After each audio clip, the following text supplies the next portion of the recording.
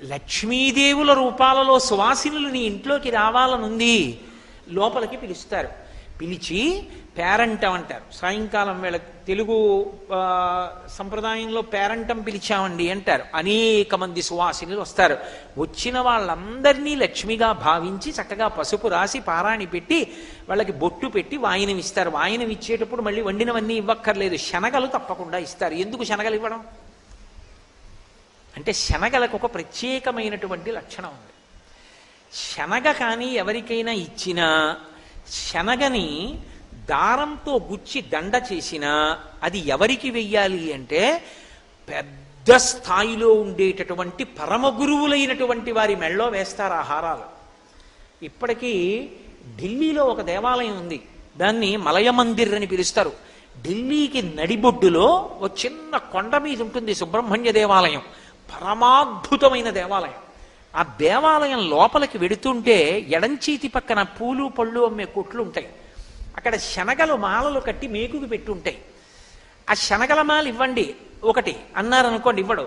ఎందుకు అంటాడు. మా అబ్బాయి తింటాడు అన్నారనుకోండి, నేను ఇవ్వనంటాడు. నేను వేసుకుంటాను, ఇవ్వడు. ఇదిగో నాతో ఒక ఆయన వచ్చారు, పరమ పూజనీయుడు, ఆయనకి వేస్తాను, ఇవ్వడు. అవి ఎవరికి ఇస్తారో తెలుసా? శంకర భగవత్పాదుల మెడలో వేయడానికి ఇస్తారు. పరమ గురువులైనటువంటి వారి మెడలో అంకురములు వస్తున్నటువంటి శనగలు మాల కట్టి వేస్తారు. అది పరమ గౌరవం అలా వేయడం. అయితే యాలుకల మాలలు వేస్తారు. ఇప్పటికీ కంచికామకోటిపీఠ సంప్రదాయంలో యాలుకల మాలలు వేస్తుంటారు, సుగంధ ద్రవ్య మాలలు. శనగ కానీ ఇచ్చినట్టయితే అంకుర స్వరూపంగా ఉండి అమ్మవారి యొక్క పరిపూర్ణ అనుగ్రహమునకది హేతు. అందుకని శనగలు నానపోసిస్తారు తప్ప ఎండిపోయిన శనగలు ఇవ్వరు. తడిసిపోయిన శనగలు ఇచ్చారు అంటే లోపల అంకురం ప్రారంభమైపోతుంది. ఆవిడ తీసుకెళ్ళి ఇంట్లో పెట్టుకుందనుకోండి, తెల్లవారేటప్పటికి అంకురాలు వచ్చేస్తాయి. అలా అంకురం వచ్చిన శనగలు వెళ్ళాయి అంటే స్త్రీ పుచ్చుకుంది సువాసిని అంటే సాక్షాత్తు లక్ష్మి పుచ్చుకున్నట్టే. అపారమైన ఐశ్వర్యమునకు అది హేతు.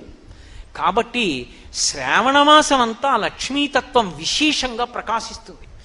చిన్న చిన్న పనుల చేత లక్ష్మీదేవి యొక్క అనుగ్రహము పరిపూర్ణముగా కలిగేటటువంటి కాలం. కాబట్టి శనగలు తీసుకొచ్చి ఏదో అరటిపళ్ళు, తమలపాకులు, పోక చెక్కలు ఇవన్నీ పెట్టి వక్కలు పెట్టి తాంబూలంతో కలిపి వచ్చినటువంటి ఆ సువాసినులందరికీ ఇస్తారు.